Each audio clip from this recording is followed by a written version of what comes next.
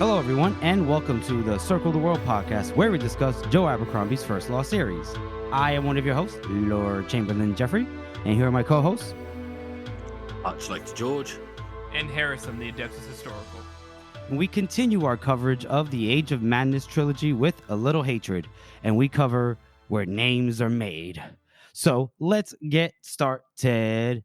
As usual, folks, we got to thank you for your continued unbridled support, and shout out to anybody that's ever helped us with this podcast, including the musicians and the artists. And we want to remind you all to follow us on our social media platforms and our YouTube pages. This is going to be a shorter segment because this episode in general is going to be a bit shorter. So just bear with us. We're under some time constraints. When I say we, I mean me. So just letting y'all know. As usual. As usual, you motherfucker. Anyway, so we'll move on to our community interaction segment. Get on the little memeing every chapter extravaganza. Yep. Get up on there. Please. We're dying up over on here. there. Go. Let's do it. So that's our pep talk for the week. Just get up in there. Get up in there. Did we already shout out the fan art by Quonkus? Oh, that was the last episode. Yes. Whoopsie, folks. Don't mind that. Maybe that'll get edited out. Maybe that won't. Who knows? We'll see. It's a mystery. It's a mystery box. What's in the mystery box? So with that, JJ. JJ? Yeah. Was it not JJ Abrams that invented the mystery box thing? Oh yeah. Oh, I was referencing I think it was the Simpsons or the Family Guy or something like the Family Guy. He popularized it anyway. That's the reason why Star Wars is shit now. Ooh, controversial. Is that why? Oh wow. Maybe. So let's move on to our best meme of the week. Georgie boy, that's you. Take it away.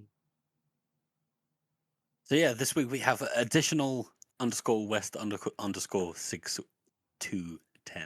And it's a bloody honor. I know you're out there listening, and yeah, I know you wanted your meme for this episode, but this is actually one of the funniest things I've ever seen, because it is one of the saddest things in Red Country when Costco gets to, they invade the dragon people's temple and they fucking kill them all, and then they see that giant golden dragon that they're building, and he's just like, yeah, it's kind of fucking sucks, actually. It's a wonder of the world, and you're just like, I wonder how much that costs. Yeah, and they just topple it over and they close the doors. They're like, whatever. Yeah, how much can I benefit from this beautiful thing that I'm seeing? Not at all. Oh, then I don't care.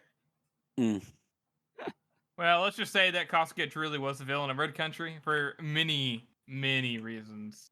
Yeah. Is that was that not news? Was that news for people? Maybe. It depends on the individual. I mean, Costco is essentially the personification of greed in the First Law universe. So, yeah, it makes sense. Okay. But yeah, I just love the fact that this is the most outvoted thing, because everybody feels that way, you see this, you want to see the dragon, you want to see the dragon come alive and kill people, and then Costco comes and just goes, this is don't wake the dragon. But you know what I mean, right? Yeah, it's good. Yeah. The dragon did absolutely fuck all. I mean, it wasn't awake yet, he was sleeping. I mean, maybe it did absolutely fuck all. Maybe. You know what? Maybe when whoever returns, Eus, Glustrad, or whatever, and I think the premise is the idea that magic returns to the First Law, that maybe the Steel Dragon wakes up then. I wonder that too. That would be pretty cool. I wonder that about they're going to keep working on it, so we'll see. I mean, are there anybody left? Oh, that's right. There was that hunting party or that warrior party that left, and then they returned. Okay, cool. So maybe they will. Maybe. So, but yeah, thank you for that historical fact 6-1 then. Muchas gracias, my good sir. Muchas gracias. So, with that, we shall just jump right in to the main event of the evening, the fight between Leoden Koch and Stour Shightfall. Let's fucking go! In the left-hand corner, we have a little bitch. In the right-hand corner, we have another little bitch. swords. They both think they're the most baddest boys in the whole world. They're not. Yeah. Except Well, one of them actually is kind of. yeah. Except Sour Rifle is actually kind of the shit in terms of fighting skill. Not gonna lie. He's just a cunt. But Because let's be real, right? The cultures that these guys are raised in, right? Leo's been raised where he's pampered to. He's just the kind of. well, He's got so an was Sour. idea of himself as a really good warrior. Whereas Stara, even though he is a spoiled brat, has still been raised in a culture where fighting is number one all the time. Yes. Mm-hmm. You know what I mean? Okay. So Yeah. they got the two like perfect specimens that have been raised from birth to be, whatever they need to be in their culture. Mhm. It's no surprise that Star is a better fighter, right? Yeah, that makes sense. Absolutely. And we kind of see that because at the beginning of this chapter, where names are made, right? Leo once heard someone say, "Attack is the best defense." About 0.7 seconds in, whatever idea he thought he had that he could implement, Stour had the same idea, and he was much better at it, right? And 0.7 seconds later, Stour is on him like white on rice, like flies on shit, basically. Yeah. I love how quickly fucking Leo just realized, oh shit, I am actually fucked. Like it's literally half a second. He's like, oh no, this is not good. This is not good. And the crazy thing is, I like how at first the thing was like, oh shit, the speed of Stour, like he's so fast.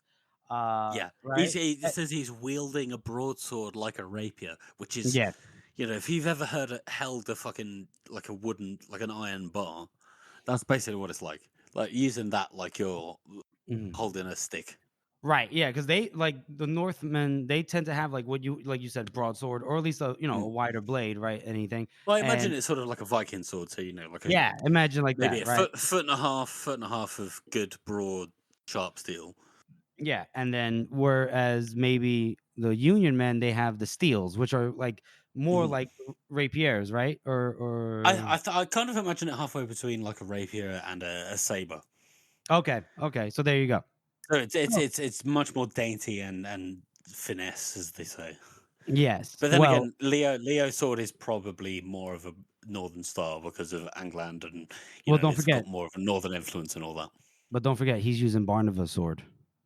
Yeah, but then he was also an Angland guy, wasn't he? Was he? Yeah, maybe, I guess. So, yeah, Sour wielding this like crazy. He even like momentarily, Leo goes, apart from Bremerdan Gorse, who had a fair claim to being the greatest swordsman of the age, Leo never saw a blade handle with such savage skill. He's like, oh no. And this is where you talked about, George, like the doubt, the fear creeping up. And then his thing was like, you know what? I'm gonna try, instead of trying to do this with speed, I'm gonna do this with strength. Stour's speaking of Stour's speed and his strength, we'll talk about in just a second. It does make you wonder like how it compares to other people. I know I do this every single time we bring up anybody fighting, but Leo does say that the only other person he's seen somebody handle a sword of that weight and just in general that well is Gorse.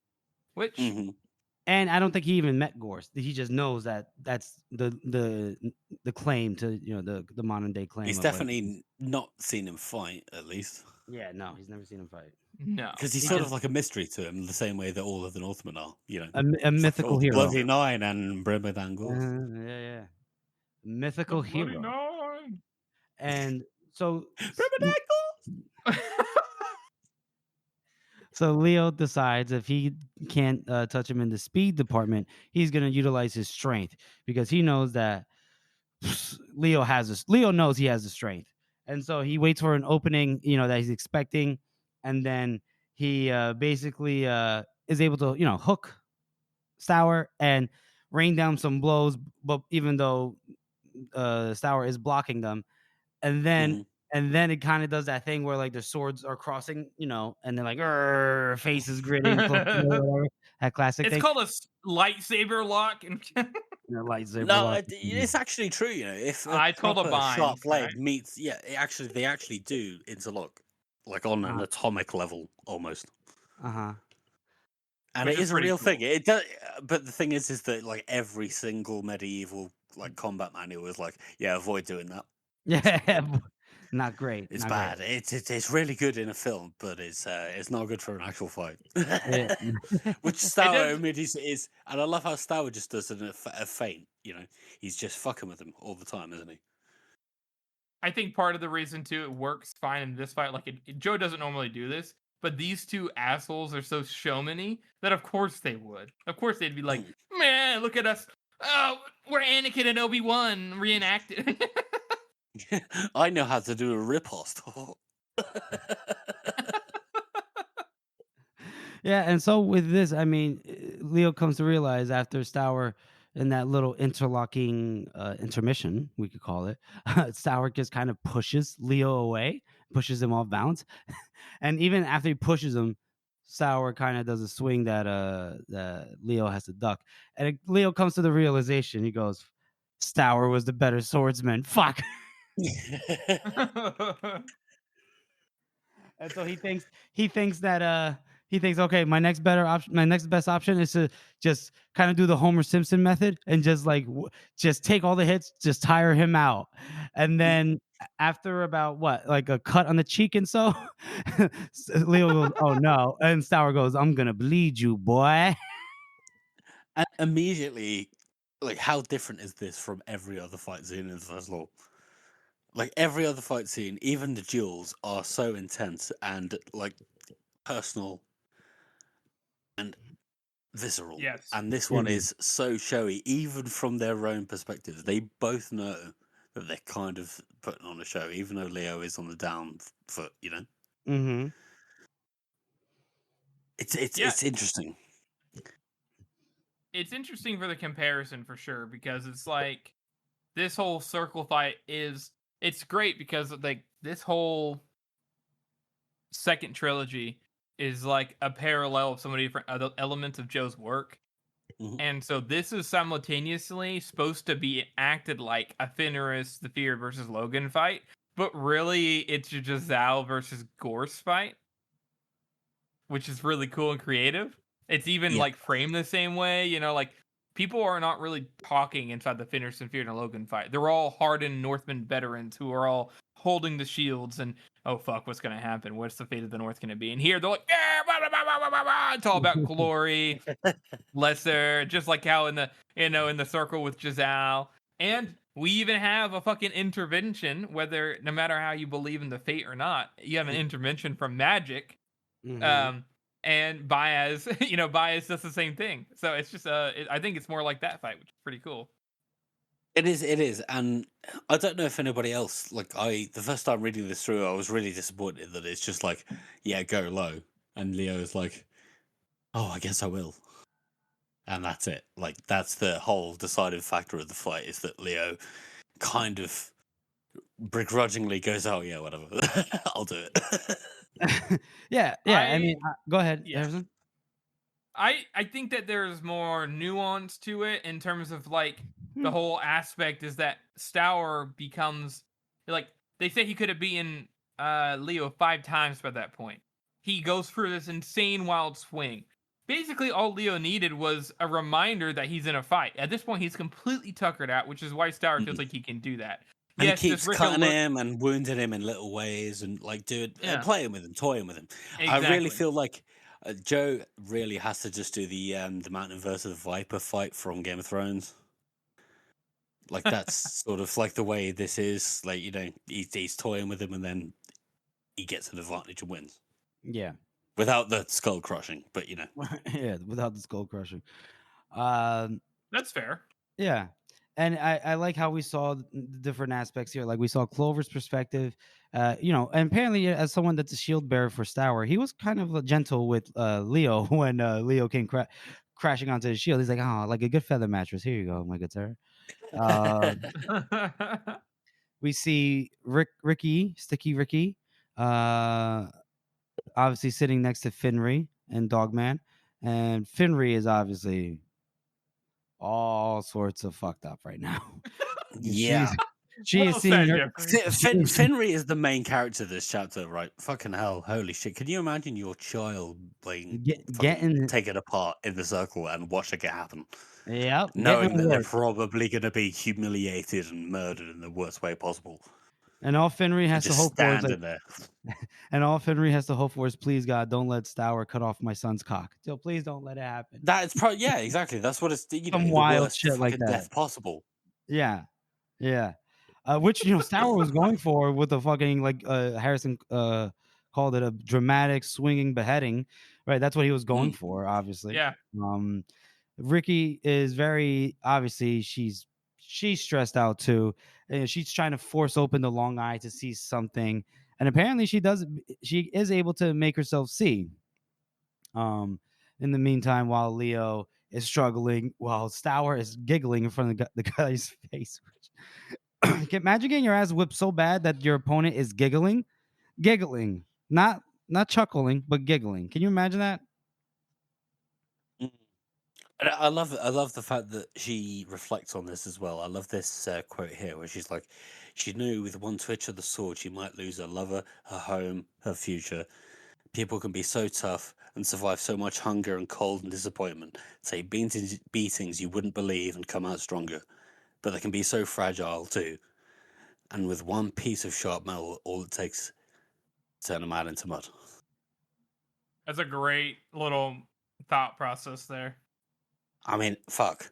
that is, man. It's true. Like, I'm just saying, we're so resilient, but we're so soft too. Yeah. Well, that's just perfectly put, Joe. Thank you. Yeah.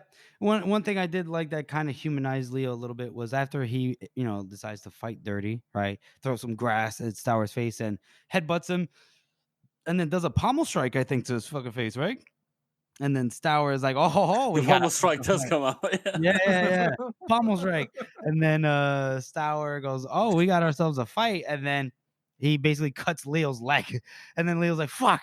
And then there's this part, there's this part where it goes, he wasn't a lion. He was a scared little boy who didn't want to die.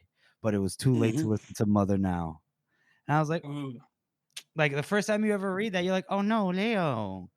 Second time, this is my second time reading Little Hatred. I'm like, but he's a little shit. So fuck. But isn't that incredible? Isn't that incredible?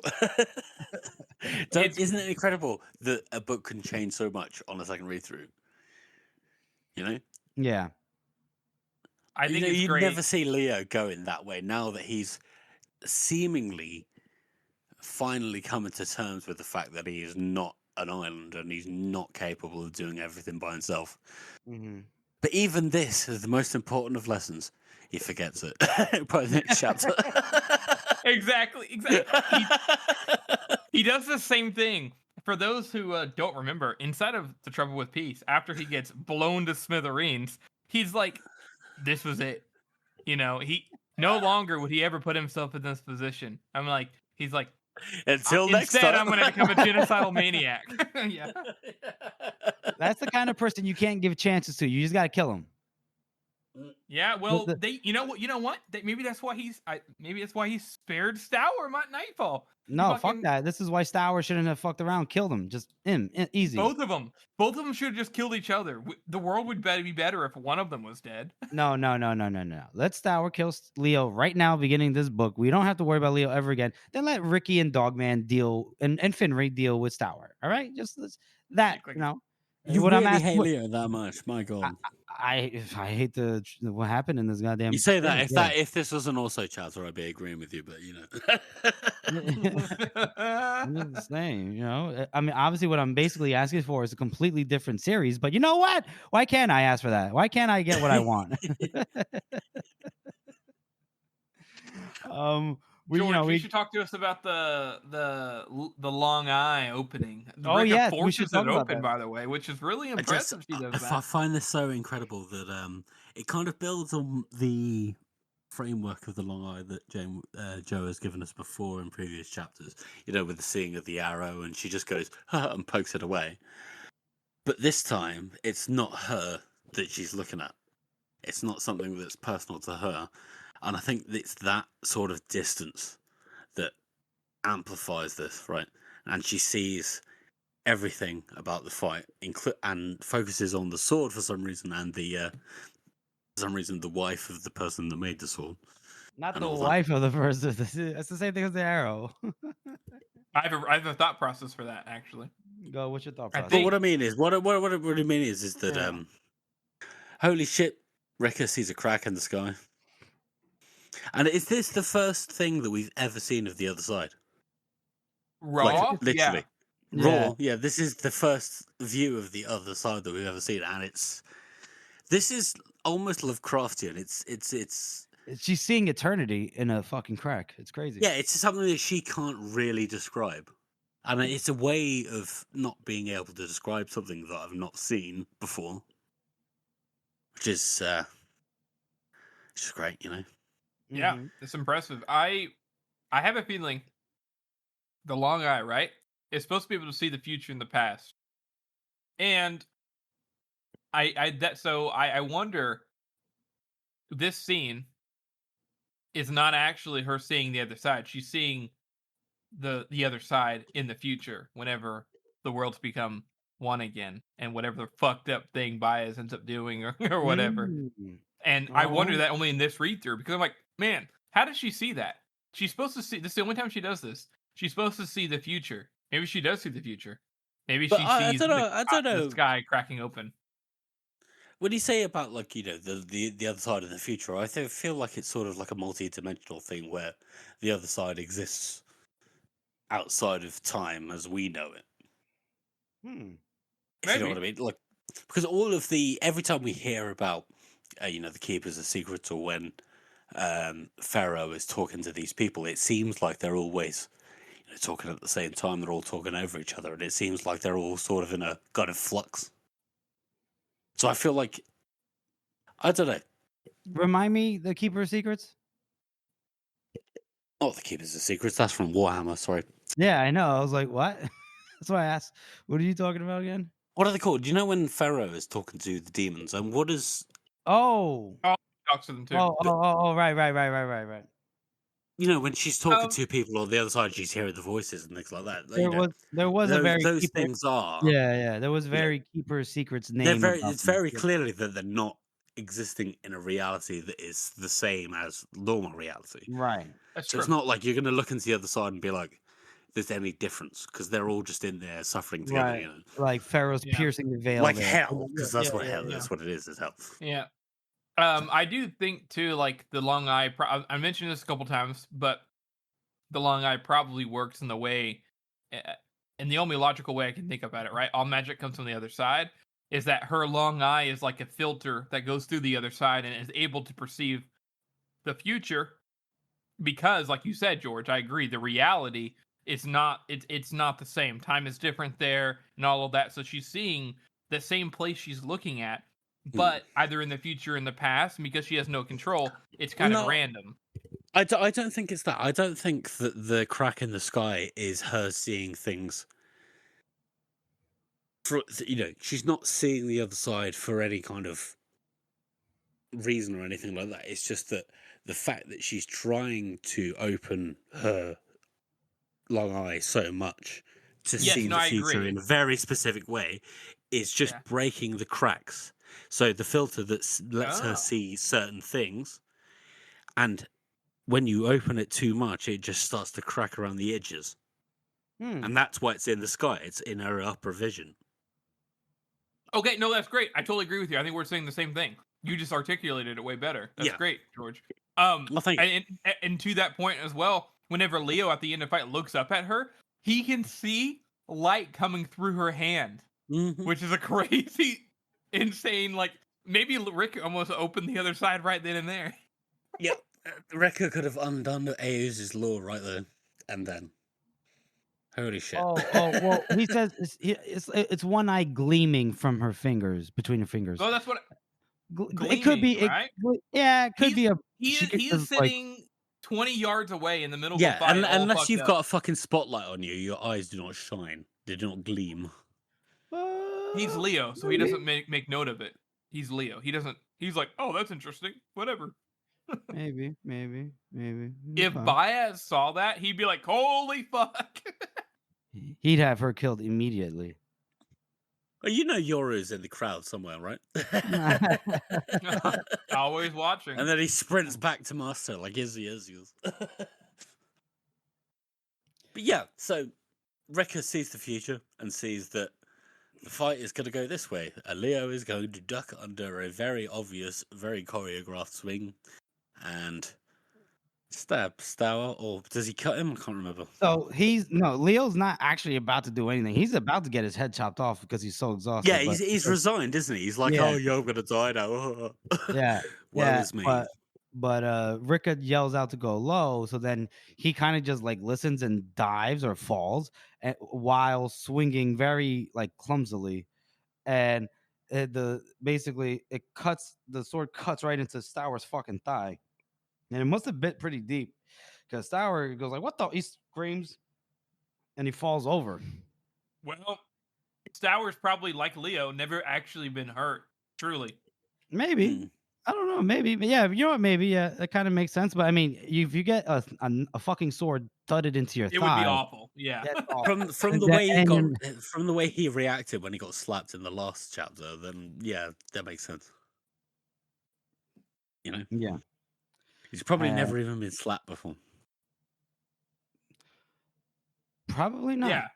What kind of Northman doesn't get slapped growing up? What a bitch. Well, Calder was soft on him.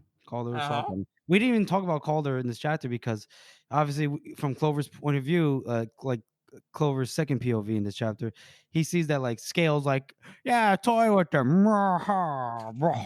And while Calder's I think finish him. Yeah, Calder is the practical one, right? Calder knows that Stour probably will win, especially when the fight starts and sees that Leo is completely outmatched. But he's still like, this spectacle isn't worth it. Yeah. Plus, he was on. We're trying to be discreet. We don't want to show our full power, as the Bloody and I might say. It's best to be seem less than you are. Yep. And also, don't forget that Calder was basically in Leo's position against Dow, and he somehow managed to make it out of there. So he's like, can't count. Like you never know. So just that's a great point, Jeff. Yeah, that's a really good point. Yeah, not again. So he's like, my son, don't do this. I was the weakling before. Hello. I've taught you many lessons. It seems you listen to not one fucking thing. So do you ever think that maybe Calder cannot tell that story? Nobody ever talks about the fact that Calder is in charge because Shivers just killed that guy. I don't think it's ever talked about. I think they're just like, let's just not talk about it. Yeah, but it's not talked about like in public. Like Stour is probably not privy to the full details because it's so shameful for the culture of the North. Yeah, but you would think. I mean, people talk and Northmen talk. I'm sure they talk about it, but I think they don't talk about it in front of him. Maybe Calder doesn't talk about it to Stour, but I bet you Stour's heard about it. Yeah, but he probably dismissed. He's like, not me, no. Well, no, I'm not the progeny of an accidental it's not about him being the progeny of anything. It's about he's so awesome just in general. So it doesn't matter who's his father. Don't forget how he talks about his dad. It was fated. Don't forget how he talks about his dad in front of Scale. That's true. So that is true. Yeah, that is true. But yeah, with this, I mean, the young Lemon, he's able to take away. He hits Stour in the face a couple times, takes his sword, and now he has two swords. And Leo's like, "What the frick? How did I have two swords?" And he's standing over him, and everyone's yelling, "Kill!" Even Rick is like, "La la la, kill him!" And then he goes, "Stour, I fought. I spare your life."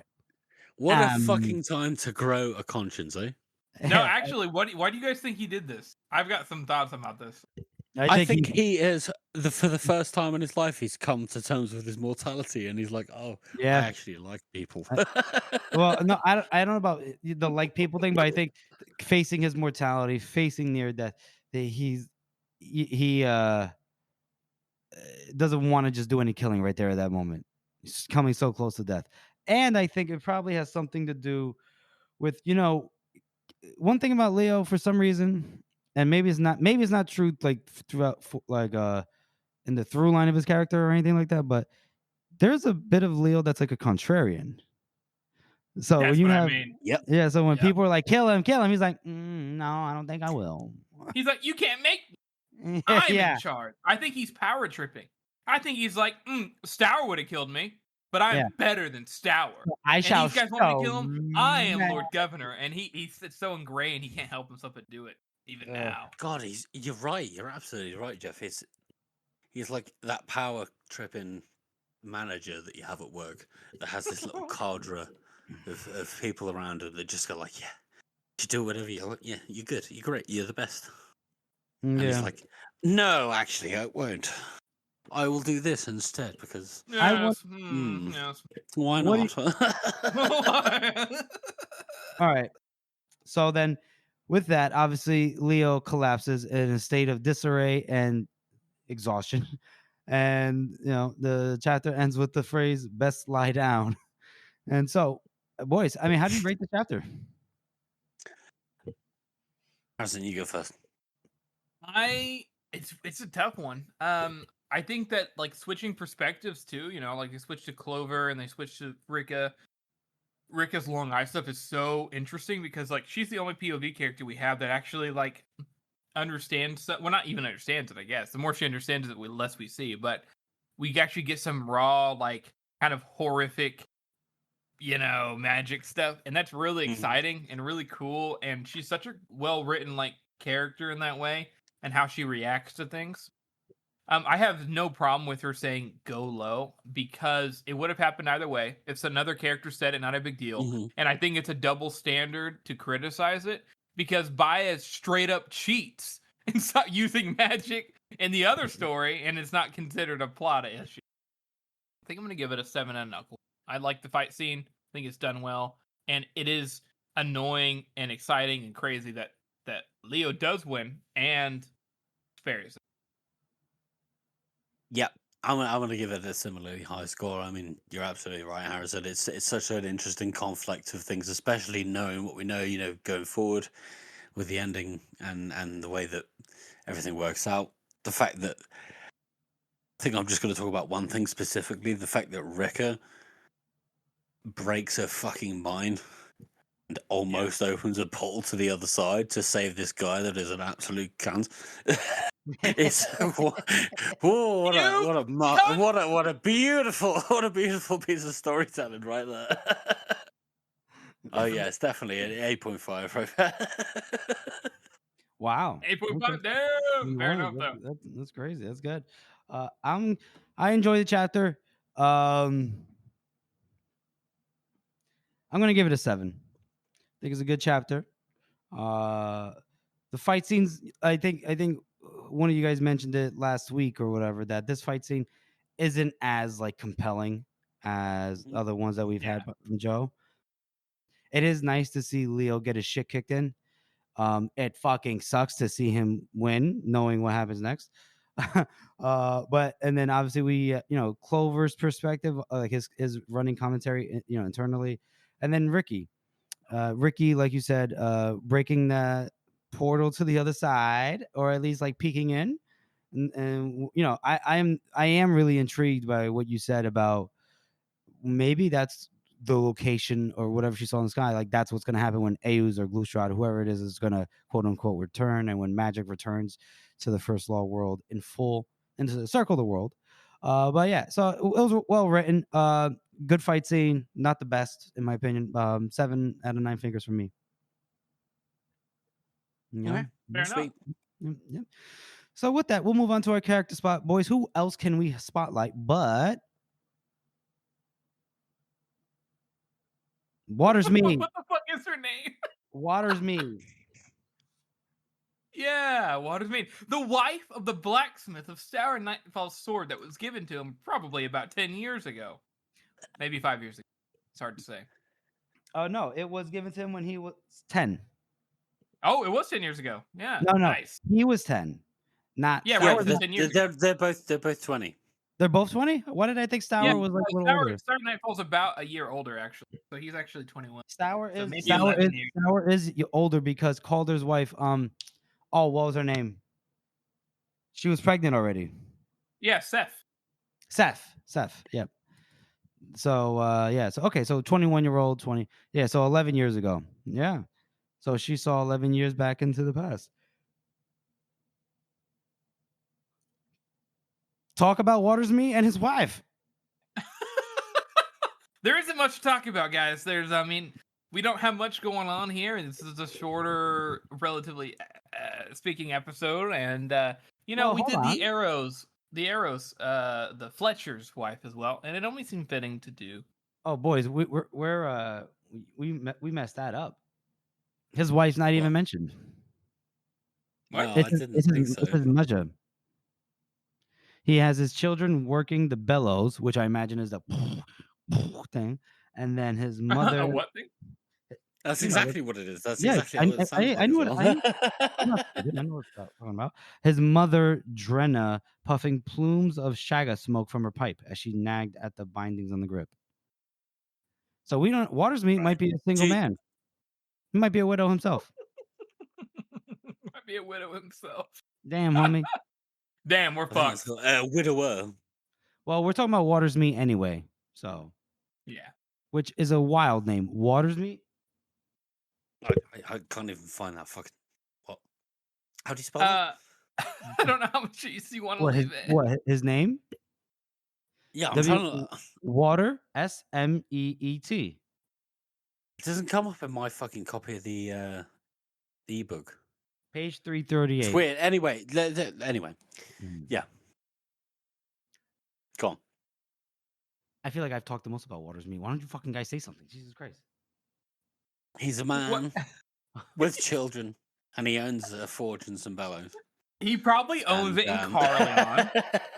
He maybe is the Carleon blacksmith. He could be the guy. It could be. I mean, you don't get the King of the North or Blackholder or whatever the fuck they're called now to make a sword for his son that has got a special name already. He's probably the best smith in the North, right? Maybe. Yeah. Who knows? Who knows? Well, what I do know is he's in clear violation of child labor laws. I'll say that. Child labor laws are gone in this series. Have you not noticed? Oh yeah, that's right. The chimney sweeps. How could I forget about them? Who cares? Kids pumping bellows in their own home is nothing. Oh, look at me. I'm a 6-year-old and I'm trapped in a chimney. Ooh. Sorry, kidding. Just kidding. That was awful. That was awful to read. Oh, that was brilliant. That was good. It was excellent. Well done. Oh, thank you. Well, Watersmeet, we only saw you for about 2 sentences, or one really. Yeah, like a flash, like a blink. We're gone. A flash, a blink. For one run-on sentence, but we thank you for making an appearance. We thank your children for working the bellows. We thank Drenna for smoking in a smoke-filled room already, because fuck it, why not at that point? And we hardly knew ye. We hardly knew ye because we never see ye again, I'm pretty sure. That would be an incredible reference, though. Like the main character of the next story is imagine like the son of this guy. I made Stour Nightfall sword. Whoa, what the fuck? That would be cool. That would be cool. That's his whole arc. It's like, and then this like I got sent to Fantasy Australia for making Stour Nightfall sword. He's like, but Fantasy that's Australia. the twist of the book. That's the twist of the book. He's like, but in his heart of hearts, he knew he never touched that sword. It was the children. It was the children who made the sword. God, we've really got off the rails here. Yeah, we have. That's our show, everyone. We want to thank you all for listening and supporting this podcast. As you know, this is a passion project for the three of us, and your support means oh so much.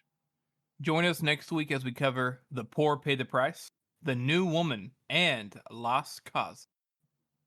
And make sure you follow us on all of our social media or send us an email at circleofthewildpodcast@gmail.com. And if you haven't already, please subscribe to our podcast on Apple Podcasts, Spotify, or wherever you get your podcast from. And please make sure to rate and review us. Thank you all again for listening. Oh, now we got us a fight.